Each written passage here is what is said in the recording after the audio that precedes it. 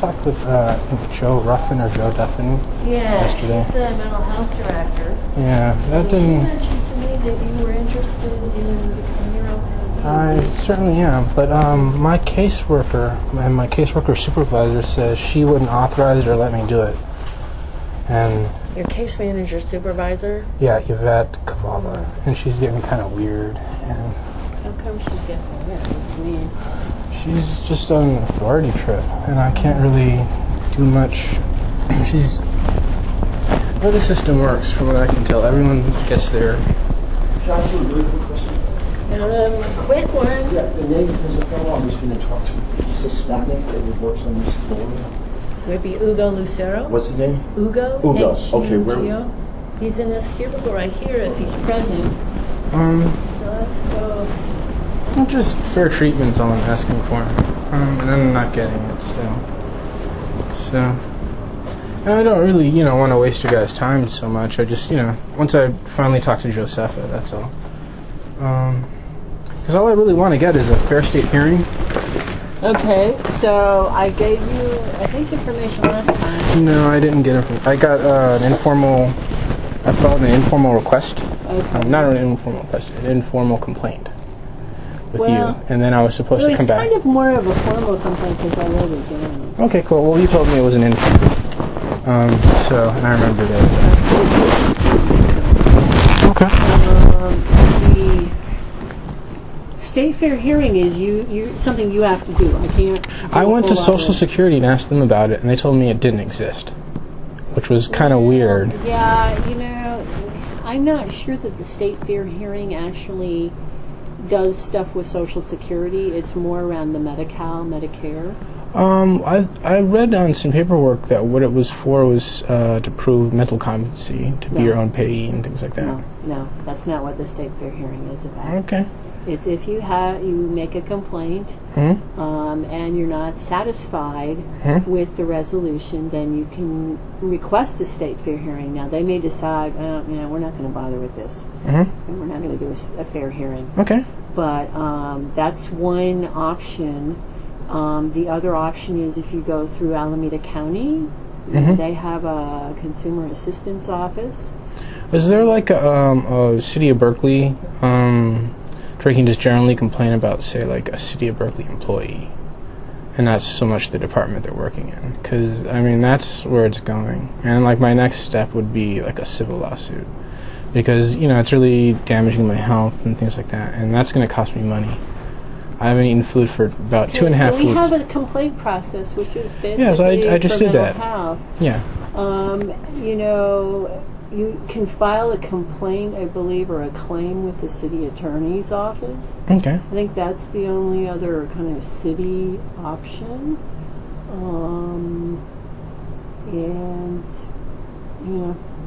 That's. I don't know much about the city attorney claim process at all. Okay. I think you would have to kind of gather what damage you're saying is being done. My teeth, things like that. Okay. And it's I haven't eaten in 2.5 weeks, and my teeth are starting to bleed, and I've lost so much weight that my skin is starting to hang off. So this is because you don't have any money? Yes, and she's treating me like I'm pretty much a criminal, and this is, every time I go to talk to her, she says, I don't have, any right to, bother about stuff like this, and she won't do it the way that Marilyn did it, and she's being pretty cruel. What are you saying? Yvette Kavala, because Marilyn Senf was my caseworker, and she went on vacation or something. She won't be back till the 20th. And so now Yvette is just totally, and it's been this way for the last month. I got a check on 7/30 for $400. Okay, that was 1 month. And then the next month I got 4 $95 checks. Okay, so that's August. Yes. No, that's 7. Okay, 7 is what? It's July. Okay, so that would be July. I got that check, the $400 one, in July. Then I got the 4 $95 ones in August. In August. Okay. So now we're at September 7th. Yes, so she counted, those 2 checks as one pay period. And so she said I got $700 and I couldn't get any more money out of my account. Well, if you got it at the end of July, it would be used in August. Well, it wouldn't matter if it's about the date on it. It's actually, July is July and August is August. So that's how it is, you know. So like when are you going to get your September check? Not until the 7th, if she gives it to me. So right now she says she might give it to me. She might not. Okay, and she's being really messed up. Do you understand what that contingency is about? Why she's really mad at me right now because I had to record, because she kept lying to me. So I got into the habit of actually recording my conversations with them. Because it's just, you know, it's counterproductive for me to go in there and talk with them about things and then to lie to me. And then, you know, I was hoping I would be able to, like, you know, just go to someone and show, look, they're lying to me. This is the proof of them lying to me. You know, can you help me fix this situation so I don't have to, like, sue them, the city of Berkeley, you know, waste my time, waste my money. Well, even if you sue, you're still going to have documentation. I have all that. Yeah. I actually have all that. I did a pretty good job, and I put it all on a CD-ROM. So, you know, if I go to court, it'll just be here. You know, here's all the audio, here's all the documentation, and that's it. So, you know, right now they're just starving me out, and I think they're hunting for, like, a really bad reaction. They're trying to drive me to, like, a psychotic breakdown or something, so that they can probably call the mobile crisis team and send me to John George or something like that. So have you gotten, you know, found places where they provide free food? That's not really a good thing to do. I've done that before, and that's been even worse than, you know, just buying food on my own. That's actually worse, from what I can tell, just starving, okay? Because that's harmful food. That's usually old food, and it's not really that good. It'll actually hurt your, you know, intestinal tract. And that's been my experience. I've been, you know, homeless off and on for about, you know, 10 years. Like, honestly. I didn't get into this. So what did you do when you were homeless before? Occasionally I'd ask my aunt or one of my family members to help me out. And just recently I've been having so many problems with, I don't know what to call it, just a lot of my old friends, okay? And there's a group I was a part of, and, you know, I couldn't take what they were doing to my life anymore. So I kind of had to just generally tell people what they were about.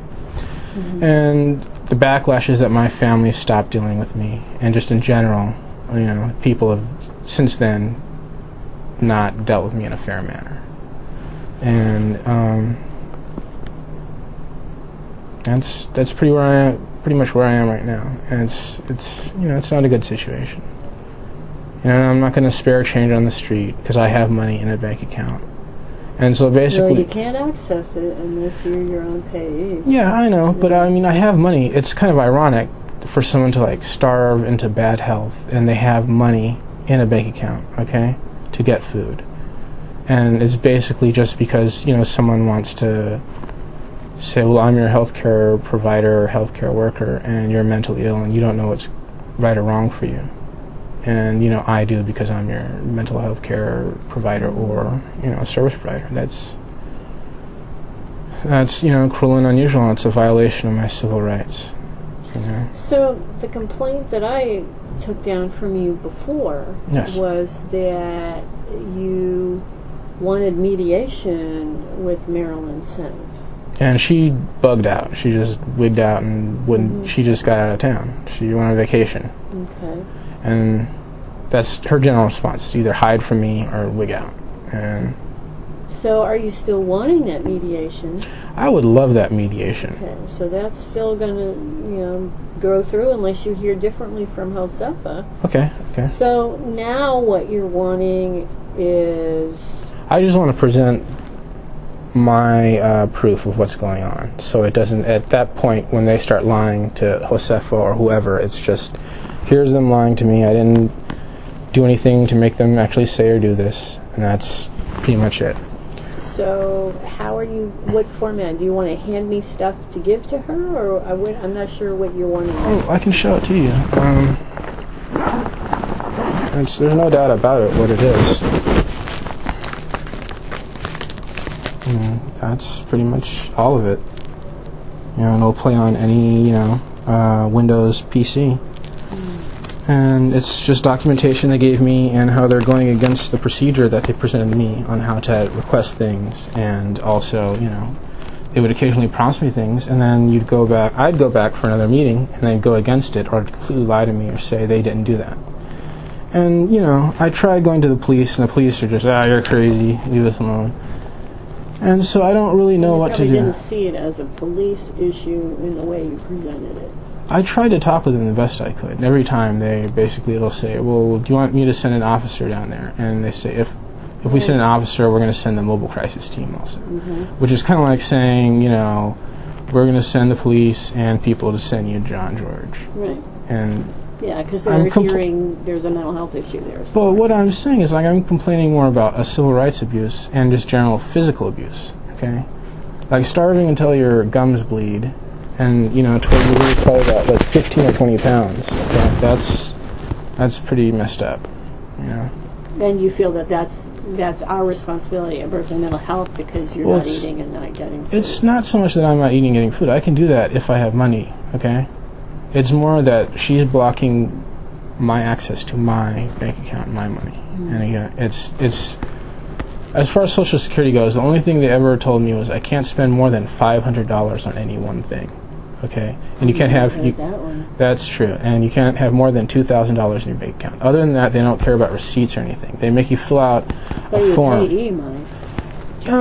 But they're not legally. They can't legally. They're legally responsible for how the money gets spent. In a general sense, but not really. See, that's the whole thing. Is like that's why I'm trying to become my own payee. Okay, I'm trying to just get away from Berkeley Health, and the whole process. What I'm about to do now is, if this keeps getting worse, is I'm just going to get my ID, and I'm going to move to another state, and I'll just, whatever, and somehow you'll get money. Well, I mean, the whole thing is about is with Social Security. When you move to a different state, you have different classifications. So if it's completely like that. Because my stepfather, he moved from here, and he's on Social Security, and he moved to Las Vegas. And they didn't question him for verification or anything like that. Yeah, but did he have a payee? Oh, he didn't. It's not about having a payee. And if I go down there, but if I go down there, he can become my payee, and it's problem's gone. Oh, so you're going to have him be your payee. That's what I'm saying. So if, it stopped here just because people don't like me, okay, and then I go there, and they have no problem. They look at me and they say, yeah, what was wrong? What happened? And then I show them this, and I, tell them generally what the people were like, and they go, oh, well, you should probably talk to the FBI. It was a hate crime or something like that. And that seems a little extreme. Not really. I mean, if it was say a sexual preference-based thing, because all the people I'm dealing with, from what I can tell, truly, I think, are homosexuals, and they might not like me because I've told them generally. But that's not something the FBI investigates. It truly does. The hate crime bill. That's what the hate crime bill was about. It was inclusion because they're homosexual. No. Here, let me explain what it meant. The actual hate crime bill. It meant that they didn't get a preference, say how blacks got a special preference for say if the Klan went after them, and then after a while, what happened is they got included in the hate crimes also. So it didn't matter if they were black or the person was white, anything like that. So gays are no longer second-class citizens. So they have the same responsibility as other Americans for their actions. Are you gay? What? Are you gay? No, I'm not gay. I'm not a homosexual. The hate crime is not against you? No, it certainly is. Okay, because I'm not gay, and I've had Marilyn hit on me and things like that, and I know Marilyn, that's not a woman, okay, and I'm not messing around with that. Yeah, I'm not sure I can do anything with all that. So Well, I'm just telling you, I'm giving you all the statistics for my case. You started out with saying you wanted to do a fair hearing, to request a state fair hearing. Yes, okay, I'm just telling you, explaining my case to you. I'm trying to understand what I all can the variables. Because I may not be able to help you with anything. Well, I'm just giving you the different variables. So no problem. No problem. I'm not trying to bug you or anything. Okay. If I gotta go. But I'm just saying, I'm giving you the different variables and factors for my case. Okay. So, do you want information on requesting a state fair hearing? I would like that very much.